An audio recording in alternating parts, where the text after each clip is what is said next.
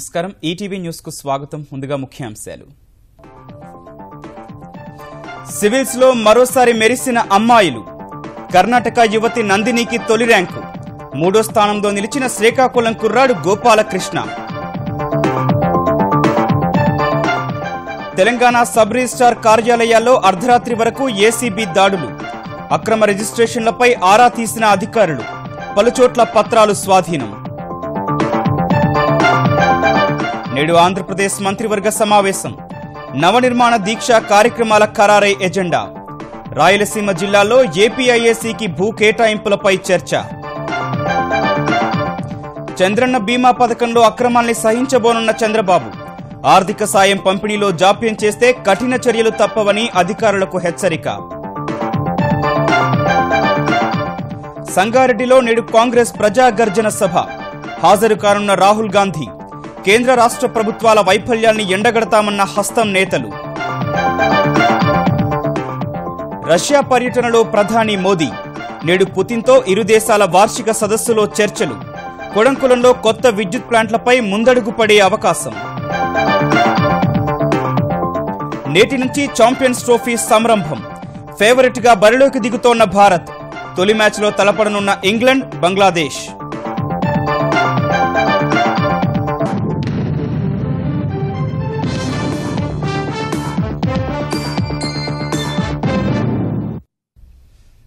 Civil services పరీక్షల్లో మరోసారి మహిళలు సత్తా చాటారు. యూపీఎస్సీ ప్రకటించిన 2016 సివిల్స్ ఫలితాల్లో కర్ణాటక అమ్మాయి నందిని తొలి ర్యాంకు సాధించగా ఈ పరీక్షల్లో వరుసగా 3వ ఏడాది కూడా మహిళలు ఆధిపత్యం నిలబెట్టుకున్నారు.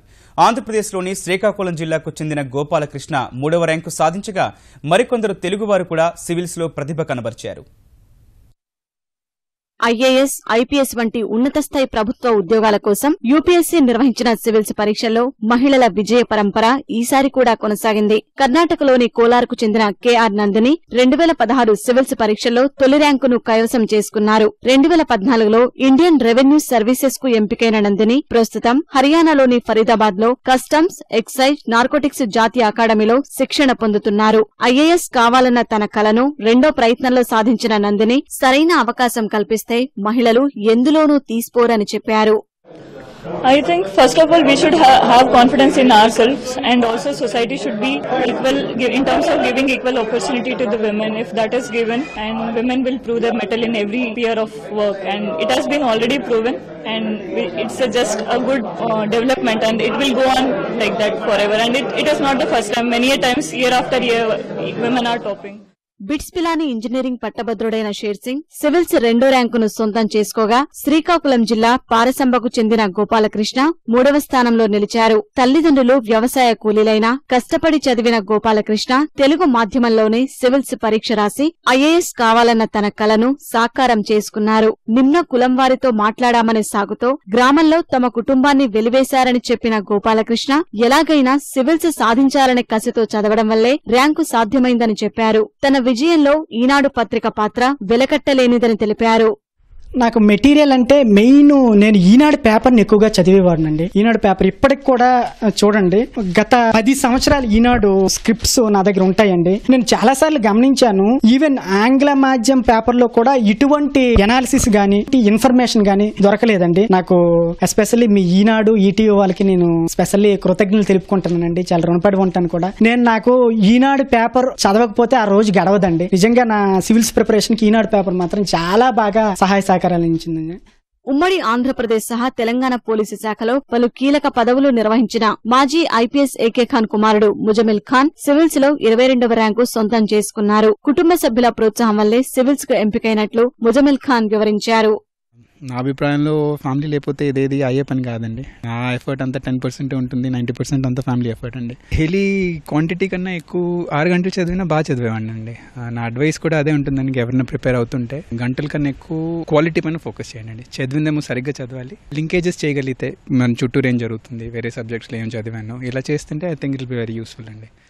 కొత్తగూడెంకు చెందిన మిక్కిలినేని మను చౌదరి సివిల్స్ ఫలితాల్లో 36వ ర్యాంకు, పాలమూరు అమ్మాయి అన్వేషరెడ్డి 80వ ర్యాంకు సొంతం చేసుకోగా గోపాలకృష్ణకు జనరల్ స్టడీస్ బోధించిన దివ్యాంగురాలు బాలలత 167వ స్థానంలో నిలిచారు. హైదరాబాద్ మియాపూర్ భూముల అక్రమ రిజిస్ట్రేషన్ల కుంభకోణంతో తెలంగాణ వ్యాప్తంగా సబ్ రిజిస్ట్రార్ కార్యాలయాలపై ఏసీబీ సోదాలు నిర్వహించింది.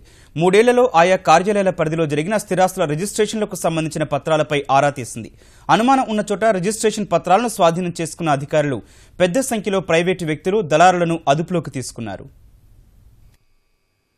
మియాపూర్ కుంభకోణం నేపథ్యంలో అవినీతికి నిలయాలుగా మారిన సబ్ రిజిస్ట్రార్ కార్యాలయాలను ప్రక్షాళన చేయాలన్న ముఖ్యమంత్రి కేసీఆర్ ఆదేశాలతో రంగంలోకి దిగిన అవినీతి నిరోధక శాఖ అధికారులు తెలంగాణ వ్యాప్తంగా రిజిస్ట్రేషన్ కార్యాలయాలపై పెద్ద ఎత్తున దాడులు నిర్వహించారు. ఎక్కువ అవినీతి ఆరోపణలు ఎదుర్కొంటున్న కార్యాలయాలపై ప్రత్యేక దృష్టి సారించిన ఏసీబీ బృందాలు సబ్ రిజిస్ట్రార్ కార్యాలయాలకు అనుబంధంగా ఉన్న ప్రతి ఒక్కరిని ప్రశ్నిస్తున్నారు. డాక్యుమెంట్ రైటర్లు, కార్యాలయాల్లో పనిచేస్తున్న ప్రైవేటు సిబ్బందిని, సబ్ రిజిస్ట్రార్లు రిజిస్ట్రేషన్ చేయించుకోవడానికి వచ్చే వారికి మధ్య దళారులుగా వ్యవహరిస్తున్న వారిని అదుపులోకి తీసుకుని సమాచారం రాబట్టే ప్రయత్నం చేస్తున్నట్టు తెలుస్తోంది. ప్రభుత్వ భూములను ప్రైవేటు వ్యక్తుల పేర ఏమైనా రిజిస్ట్రేషన్ చేశారా అనే కోణంలో క్షుణ్ణంగా తనిఖీ చేశారు. కార్యాలయాల వారీగా రిజిస్ట్రేషన్ పత్రాలను పరిశీలించారు. ఇంకా అప్లోడ్ చేయకుండా పెండింగ్ లో ఉన్న పత్రాలను స్వాధీనం చేసుకున్నారు. నర్సాపూర్, మహబూబాబాద్, జోగిపేట, తిమ్మాపూర్, కల్వకుర్తి, మంచిర్యాల సబ్ రిజిస్ట్రార్ కార్యాలయాలతో పాటు మరికొన్ని కార్యాలయాల్లోనూ ఏసీబీ తనిఖీలు కొనసాగాయి. ఈ తనిఖీల గురించి ముందే సమాచారం అందడంతో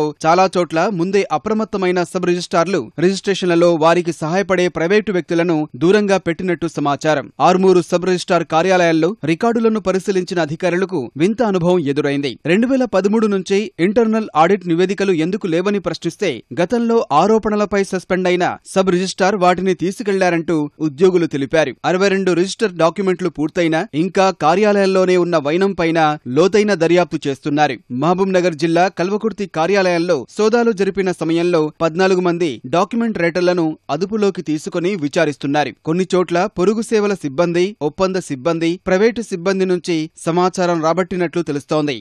అవినీతి ఆరోపణల నేపథ్యంలో ప్రభుత్వం పెద్ద ఎత్తున సబ్ రిజిస్ట్రార్లను బదిలీ చేసినప్పటికీ ఆ ప్రభావం రిజిస్ట్రేషన్లపై ఏమాత్రం పడలేదని రిజిస్ట్రేషన్ల శాఖ స్పష్టం చేసింది. అమరావతి సచివాలయంలో ముఖ్యమంత్రి చంద్రబాబు అధ్యక్షతన ఆంధ్రప్రదేశ్ మంత్రివర్గం నేడు సమావేశం కానుంది. జూన్ 2 నుంచి 8వ తేదీ వరకు జరిగే నవనిర్మాణ దీక్ష సందర్భంగా చేపట్టాల్సిన కార్యక్రమాలపై మంత్రివర్గ ఉపసంఘం రూపొందించిన నివేదికపై చర్చించి తుది ప్రణాళికను ఖరారు చేయనుంది. ఇదే సమయంలో వ్యవసాయ భూమిని వ్యవసాయేతర భూమిగా మార్పు చేసి పన్నులు భారీగా తగ్గించిన ప్రభుత్వం నాలా పన్నులను మరింత సరళతరం చేస్తూ రూపొందించిన చట్ట సవరణ ఆర్డినెన్స్ కు మంత్రివర్గం ఆమోదం తెలపనుంది. ఖరీఫ్ సీజన్ ప్రారంభం కానున్నందున విత్తనాలు, ఎరువుల కొరత లేకుండా తీసుకోవాల్సిన చర్యలపై మంత్రివర్గంలో చర్చించనున్నారు. వ్యవసాయ అధికారులు కూడా పొలం పిలుస్తోంది పేరుతో గ్రామీణ ప్రాంతాల్లో ఉండే అంశంపై చర్చిస్తారు. కృష్ణా డెల్టాలో నారుమడులకు నీటి విడుదల అంశము చర్చకు రానున్నట్లు సమాచారం. విశాఖలో భూదందా విమర్శలపైన మంత్రివర్గంలో చర్చించే అవకాశం ఉన్నట్లు తెలుస్తోంది. రాయలసీమ జిల్లాలో ఏపీఐఎస్సీకి భూ కేటాయింపులపైన మంత్రివర్గం చర్చించనుంది. ప్రతిష్టాత్మకంగా ప్రవేశపెట్టిన చంద్రన్న బీమా పథకం అమలు వివరాలు రియల్ టైంలో ప్రజలకు చేరేలా ప్రణాళికలు రచించాలని ముఖ్యమంత్రి చంద్రబాబు అధికారులకు సూచించారు. కార్మిక శాఖ మంత్రి పితాని సత్యనారాయణతో కలిసి ఈ పథకం అమలుపై సమీక్షించగా బీమాదారుని మరణ సమాచారం తెలిసిన 48 గంటల్లోపు మండలాల్లోని బీమా మిత్ర ద్వారా అంత్యక్రియలకు 5,000 అందిస్తున్నట్లు అధికారులు తెలిపారు. క్లెయిమ్కు కావలసిన పత్రాల జారీని కూడా బీమా మిత్ర ఉద్యోగులు పర్యవేక్షిస్తారని వివరించారు. ప్రమాదంలో మరణించిన వారి క్లెయిమ్కు అవసరమైన ప్రాథమిక నివేదిక, దర్యాప్తు, శవ పంచనామా నివేదిక, మరణ ధృవీకరణ పత్రాలను నిర్ణీత గడువులోగా వెబ్సైట్లో ఉంచాలని ముఖ్యమంత్రి స్పష్టం చేశారు. ధృవపత్రాల జారీలో జాప్యం జరిగితే కఠిన చర్యలు తప్పవని హెచ్చరించారు.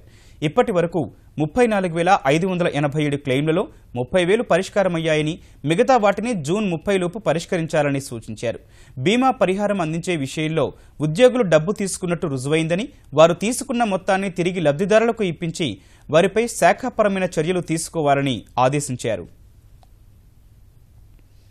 పెట్రోల్, డీజిల్ ధరలు స్వల్పంగా పెరిగాయి.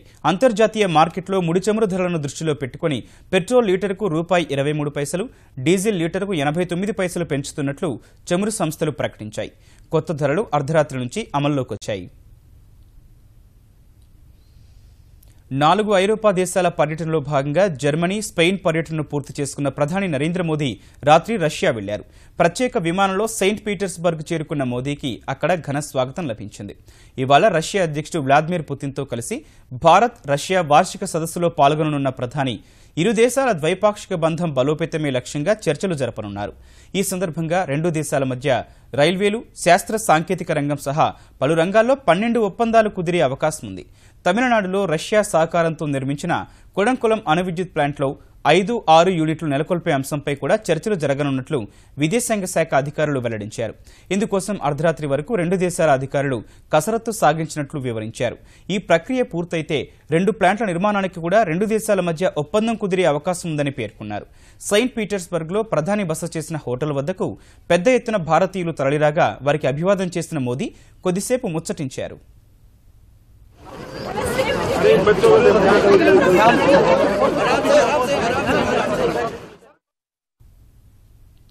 ప్రజాగర్జన పేరుతో తెలంగాణ కాంగ్రెస్ పార్టీ నేడు సంగారెడ్డిలో నిర్వహిస్తున్న బహిరంగ సభకు ఆ పార్టీ ఉపాధ్యక్షుడు రాహుల్ గాంధీ హాజరు కానున్నారు. మధ్యాహ్నం బేగంపేట విమానాశ్రయానికి చేరుకుని అక్కడి నుంచి నేరుగా సోమాజిగూడ సర్కిల్లోని రాజీవ్ చౌక్లో రాజీవ్ గాంధీ విగ్రహానికి పూలమాలలు వేసి నివాళులర్పిస్తారు. అక్కడి నుంచి జూబ్లీహిల్స్ నియోజకవర్గంలోని ఎర్రగడ్డ ప్రాంతంలో కొద్దిసేపు పార్టీ నాయకులు, ముఖ్య కార్యకర్తలతో మాట్లాడతారు. అనంతరం కూకట్పల్లి, శేర్లింగంపల్లి, పటాన్చెరు మీదుగా సంగారెడ్డి చేరుకుంటారు. ఆర్ఎండ్బి అతిథి గృహంలో నిరుద్యోగులు, రైతులతో ప్రత్యేకంగా మాట్లాడనున్న రాహుల్ తర్వాత సంగారెడ్డిలోని అంబేద్కర్ మైదానంలో ఏర్పాటు చేసిన బహిరంగ సభలో ప్రసంగిస్తారు. ఈ సభ కోసం ఉత్సాహంగా ఉన్నానని, తనతో పాటు దేశవ్యాప్త కాంగ్రెస్ నేతలు, శ్రేణులకు ఇదో ప్రత్యేకమైందని రాహుల్ ట్వీట్ చేశారు. ఈ సభను విజయవంతం చేసేందుకు పెద్ద ఎత్తున ఏర్పాట్లు చేస్తోన్న కాంగ్రెస్ నేతలు తెలంగాణ ప్రభుత్వ పాలనా వైఫల్యాలపై 36 అంశాలతో కూడిన 20 పేజీల నివేదికను విడుదల చేస్తామని ప్రకటించారు. और राज्य सरकार को 3 वर्ष पूरे हो रहे हैं. 3 सालों में उनके कितने वादे उन्होंने पूरे किए. केवल केसीआर जी का परिवार शासन कर रहा है. वसूली के अलावा दूसरा कोई काम नहीं है. उनके किए हुए वादे भी पूरे नहीं हुए. ना तो दलितों को 3 एकड़ जमीन मिली, ना 2 बेडरूम मकान मिला, ना किसानों को उनकी उपज का भाव मिला. पूरे तरीके से दोनों सरकारें असफल रही. ఉపాధి హామీ పథకం అమలులో పారదర్శకత, జవాబుదారీతనం కనబర్చడంలో దేశంలోని అత్యుత్తమ రాష్ట్రంగా తెలంగాణకు అరుదైన గౌరవం దక్కింది. ఇప్పటి వరకు పథకం ద్వారా ఏర్పడ్డ ఆస్తులను ఆన్లైన్లో నిక్షిప్తం చేసినందుకు జియో ఎంజీ ఎన్ఆర్ ఈజీఏ పురస్కారాన్ని కూడా తెలంగాణ కైవసం చేసుకుంది. అత్యుత్తమ ప్రతిభ కనబర్చిన జిల్లాగా ఉమ్మడి వరంగల్ ఎంపిక కాగా, ఉత్తమ గ్రామ పంచాయతీ కేటగిరీ కింద నిజామాబాద్ జిల్లా మనోహరాబాద్ ఎంపికైంది. ఎక్కువ మంది కూలీలకు ఉపాధి కల్పించిన గ్రామంగా జాతీయ స్థాయి అవార్డు కైవసం చేసుకుంది. కూలీలకు సకాలంలో డబ్బు చెల్లించినందుకు తపాలా శాఖ తరపున నిజామాబాద్ జిల్లా ఇందల్వాయి పోస్ట్ మాస్టర్ అబ్దుల్ సత్తార్కు పురస్కారం దక్కింది. జూన్ 19న విజ్ఞాన భవన్లో జరిగే కార్యక్రమంలో పురస్కారాలు ప్రదానం చేయనున్నారు. ప్రభుత్వ కార్యక్రమాలను స్థానిక భాషలో ప్రజలకు వివరిస్తే మరింత మెరుగైన ఫలితాలు వస్తాయని కేంద్ర సమాచార ప్రసార శాఖ మంత్రి వెంకయ్యనాయుడు అన్నారు. హైదరాబాద్లో భారత సమాచార సర్వీసు ఐఎస్ఎస్ అధికారుల శిక్షణ శిబిరంలో పాల్గొన్న వెంకయ్య స్థానిక భాషలో సమాచారం అందించేందుకు మంత్రిత్వ శాఖల ప్రాంతీయ కార్యాలయాల్లో ఉద్యోగాల నియామకం చేపట్టనున్నట్టు తెలిపారు. కాలానికి అనుగుణంగా అధికారులు నూతన సాంకేతికతను అందిపుచ్చుకోవాలని వెంకయ్య పిలుపునిచ్చారు.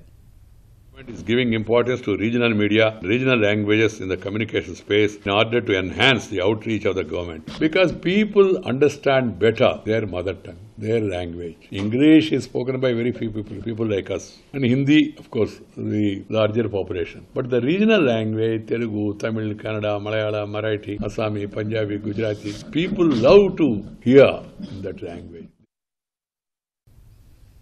వస్తుసేవల పన్ను జీఎస్టీ అమల్లోకి వస్తే ఆందోళన ఉండకూడదని, సామాన్యులు వాడే వస్తువులపై పన్నులు తక్కువగా ఉండాలని తెలంగాణ ఆర్థిక మంత్రి ఈటెల రాజేందర్ ఆకాంక్షించారు.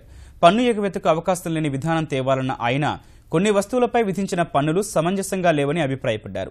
జీఎస్టీలో నిర్ణయించిన పన్నులతో హోటళ్ల యజమానులు, గ్రానైట్ వ్యాపారులు ఆందోళన చేస్తున్నారన్న మంత్రి స్లాబ్స్లో ఎక్కువగా 5-12% ఉండాలని వారు కోరుతున్నట్లు చెప్పారు. జూన్ 3న జరిగే జీఎస్టీ కౌన్సిల్ సమావేశంలో తెలంగాణ తరపున 5 ప్రతిపాదనలు పెడతామని ఈటెల తెలిపారు. పన్ను ఎగవేతకు ఆస్కారం లేని పద్ధతిలో ప్రాక్టికల్ పన్ను విధానం ఉండాలనేది ఒకటో డిమాండ్. మరోసారి ఆయా వ్యాపార వర్గాలతో, సంస్థలతో వాళ్ళ గ్రీవెన్సెస్, వాళ్ళ ఆందోళన ఏందో, వాళ్ళ బాధ ఏందో ఆలకించాలనేది రెండవది. అవసరమైతే ఒక 1 month లేట్ అయినా పర్వాలేదు, కానీ పర్ఫెక్ట్ గ్రౌండ్ కావాలనేది మా మూడోది. ఒక ఫినిష్ గుడ్ ఒక వస్తువుగా ట్రీట్ చేయాలి తప్ప దాన్ని 2-3 వస్తువుగా ట్రీట్ చేయకూడదు అనేది ఒకటి. సామాన్య ప్రజలు వాడే వస్తువులు ఏవైతున్నాయో భారం కాకుండా పన్ను విధానం ఉండాలనేది ఈ 5 డిమాండ్లు మేము చేయబోతా ఉన్నాం. ప్రభుత్వ భూమి ఒక్క అంగుళాన్ని కూడా వదలబోమని, జియో ట్యాగింగ్, బయో ఫెన్సింగ్ ద్వారా ప్రభుత్వ భూములను పరిరక్షించడం సహా సివిల్ వివాదాలు కూడా తగ్గించేందుకు చర్యలు చేపడుతున్నట్లు విశాఖ జిల్లా కలెక్టర్ ప్రవీణ్ కుమార్ తెలిపారు. జిల్లాలో కొన్ని భూ రికార్డులు మాయం కావడం వివాదాస్పదమైన నేపథ్యంలో మరో 2-3 ముఖ్యమైన డాక్యుమెంట్ల ఆధారంగా రికార్డులను పారదర్శకంగా ఉండేట్టుగా చేస్తున్నట్లు కలెక్టర్ చెప్పారు. ప్రభుత్వ భూములన్నీ 22A జాబితాలో పూర్తిగా ఉండేట్టుగా చూస్తున్నామన్న ఆయన వెబ్లాండ్లో జిల్లాకు సంబంధించి ఇంకా 1% రికార్డులను పొందుపరచడం మిగిలిందని వివరించారు. కొంతమంది మాజీ సైనికుల భూమి పేరుతో అక్రమాలకు పాల్పడుతున్నట్టు కూడా గుర్తించి వాటిపై చర్యలు తీసుకున్నామని వెల్లడించారు. విశాఖ జిల్లాలో భూమి మొత్తం రీసర్వే అవసరం లేదని ఆయన స్పష్టం చేశారు. రికార్డ్స్ మనకు అందుబాటులో లేవు. కారణం ఏముందంటే రికార్డ్ 1950-60లో సెటిల్మెంట్ అయింది. అప్పుడు సెటిల్మెంట్ ఫేర్ డంగల్ తయారైంది. వేరే జిల్లాలో ఆర్ఎస్ఆర్ ఉంది, సెట్వార్స్ ఉన్నాయి. మనకు ఎస్ఎఫ్ఏ ఎక్కువ ఉంది, ఎందుకంటే ఎస్టేట్ విలేజ్ ఉండడం వల్ల. SFA is the most important document. అది సెటిల్మెంట్ టైంలో ఒరిజినల్ గా ఒక పట్టా ల్యాండ్, గవర్నమెంట్ ల్యాండ్ ఏముంది, ఎవరి పేరు మీద ఉంది, ఎస్ఎఫ్ఏలో ఉంది. తర్వాత మిగతా ఏదైనా రికార్డు ఉంటే ప్రీ సెటిల్మెంట్ రికార్డు ఉంది. ఆ రికార్డ్ మనకు దాదాపుగా మన జిల్లాలో 300 వరకు ఇంకా మన అందుబాటులో లేవు. సో దానికి కూడా ఇప్పుడు ఏం చేయాలి అని ఆలోచన చేస్తున్నాము. ఆంధ్రప్రదేశ్లోని అన్ని పురపాలక అంగన్వాడీ కేంద్రాల్లో ఆంగ్ల బోధన ప్రవేశపెట్టనున్నట్లు మహిళా శిశు సంక్షేమ శాఖ మంత్రి పరిటాల సునీత తెలిపారు.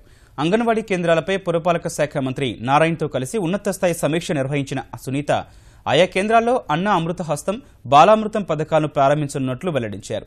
స్థానిక ప్రజాప్రతినిధుల సహకారంతో అంగన్వాడీ కేంద్రాల్లో ఏకరూప దుస్తులు అందజేస్తామని సునీత తెలిపారు.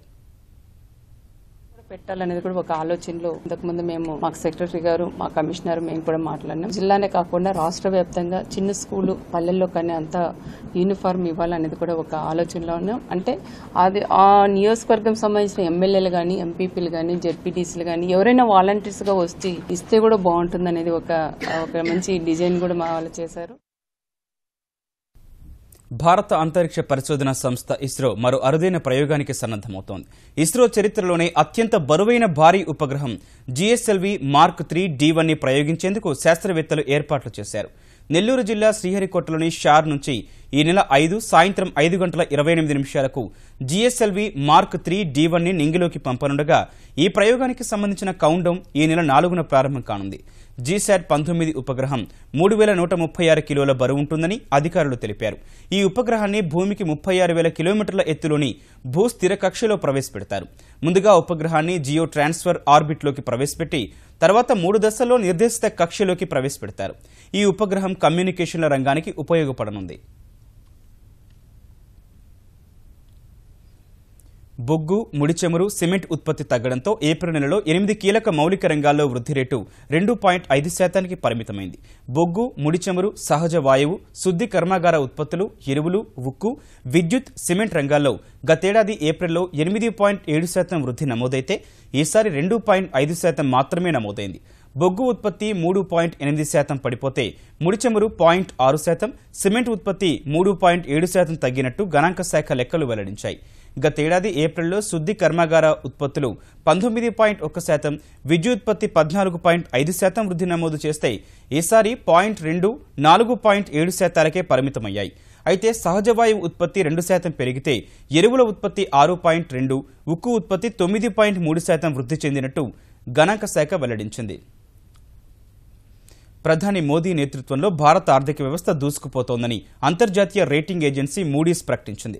ఎన్డీఏ సర్కారు చేపట్టిన సంస్కరణల వల్ల భారత్ 4 ఏళ్లలో 8% వృద్ధి రేటు సాధిస్తుందని అంచనా వేసింది. ప్రస్తుత ఆర్థిక సంవత్సరంలో వృద్ధి రేటు 7.5%కి చేరే అవకాశాలున్నాయని పేర్కొంది.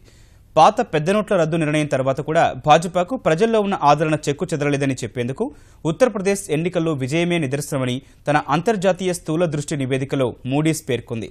ప్రస్తుత ఆర్థిక సంవత్సరంలో 7.5%, 2018-19లో 7.7% వృద్ధి రేటు నమోదయ్యే అవకాశం ఉందని తెలిపింది. అయితే మొండి బకాయిల కారణంగా బ్యాంకింగ్ రంగం బలహీనంగా ఉందని, ఈ సమస్యను పరిష్కరించాల్సి ఉందని మూడీస్ అభిప్రాయపడింది. భారత వృద్ధి రేటు ప్రస్తుత ఆర్థిక సంవత్సరంలో 7.2% నమోదయ్యే అవకాశం ఉందని ఈ వారం మొదట్లో ప్రపంచ బ్యాంకు అంచనా వేయగా అంతకుమించి నమోదయ్యే సూచనలున్నాయని మూడీస్ పేర్కొంది. ప్రపంచ క్రికెట్లో మినీ సంరంభానికి రంగం సిద్ధమైంది. ఇంగ్లాండ్ వేదికగా నేటి నుంచి ఐసీసీ ఛాంపియన్స్ ట్రోఫీ జరగనుండగా భారత్, ఆస్ట్రేలియా, ఇంగ్లాండ్ ఫేవరెట్లుగా బరిలోకి దిగుతున్నాయి. మొత్తం 8 జట్లు అర్హత సాధించగా వాటిని 2 గ్రూపులుగా విభజించారు. గ్రూప్ ఏలో Australia, New Zealand, England, Bangladesh, group below Bharat, దక్షిణాఫ్రికా, శ్రీలంక, పాకిస్తాన్ తలపనున్నాయి. గ్రూప్లో ఒక్కో జట్టు మిగతా 3 జట్లతో పోటీ పడనుంది. సాధించిన పాయింట్లు, రన్ రేట్ ఆధారంగా ఒక్కో గ్రూప్ నుంచి 2 జట్లు సెమీస్కు చేరుకుంటాయి. బ్యాటింగ్, బౌలింగ్ విభాగాల్లో యువకులు, అనుభవజ్ఞులు కలిగిన భారత్, ఆస్ట్రేలియా, ఇంగ్లాండ్ పిచ్లపై భారీ స్కోర్లు సాధిస్తాయని విశ్లేషకులు అంచనా వేస్తున్నారు. సొంత గడ్డపై ఇంగ్లాండ్ జట్టు కూడా మెరుగైన ప్రదర్శన కనబరుస్తుందని భావిస్తున్నారు. సన్నాహక మ్యాచ్ల్లోనూ 2 జట్లు సత్తా చాటడాన్ని ఉదాహరణగా చెబుతున్నారు. టోర్నీ తొలి మ్యాచ్లో ఇవాళ గ్రూప్ ఏలో ఇంగ్లాండ్, బంగ్లాదేశ్ తలపనున్నాయి. గురువారం చిరకాల ప్రత్యర్థులు భారత్, పాకిస్తాన్ పోటీ పడనున్నాయి. ముఖ్యాంశాలు మరోసారి. సివిల్స్ లో మరోసారి మెరిసిన అమ్మాయిలు. కర్ణాటక యువతి నందినికి తొలి ర్యాంకు. 3వ స్థానంలో నిలిచిన శ్రీకాకుళం కుర్రాడు గోపాలకృష్ణ. తెలంగాణ సబ్ రిజిస్ట్రార్ కార్యాలయాల్లో అర్ధరాత్రి వరకు ఏసీబీ దాడులు. అక్రమ రిజిస్ట్రేషన్లపై ఆరా తీసిన అధికారులు. పలుచోట్ల పత్రాలు స్వాధీనం. నేడు ఆంధ్రప్రదేశ్ మంత్రివర్గ సమావేశం. నవనిర్మాణ దీక్ష కార్యక్రమాల ఖరారై ఎజెండా. రాయలసీమ జిల్లాలో ఏపీఐఏసీకి భూ కేటాయింపులపై చర్చ. చంద్రన్న బీమా పథకంలో అక్రమాల్ని సహించబోనున్న చంద్రబాబు. ఆర్థిక సాయం పంపిణీలో జాప్యం చేస్తే కఠిన చర్యలు తప్పవని అధికారులకు హెచ్చరిక. సంగారెడ్డిలో నేడు కాంగ్రెస్ ప్రజాగర్జన సభ. హాజరు కానున్న రాహుల్ గాంధీ. కేంద్ర రాష్ట్ర ప్రభుత్వాల వైఫల్యాల్ని ఎండగడతామన్న హస్తం నేతలు. రష్యా పర్యటనలో ప్రధాని మోదీ. నేడు పుతిన్తో ఇరు దేశాల వార్షిక సదస్సులో చర్చలు. కొడంకులంలో కొత్త విద్యుత్ ప్లాంట్లపై ముందడుగు పడే అవకాశం. నేటి నుంచి ఛాంపియన్స్ ట్రోఫీ సంరంభం. ఫేవరెట్ గా బరిలోకి దిగుతోన్న భారత్. తొలి మ్యాచ్లో తలపడనున్న ఇంగ్లాండ్, బంగ్లాదేశ్.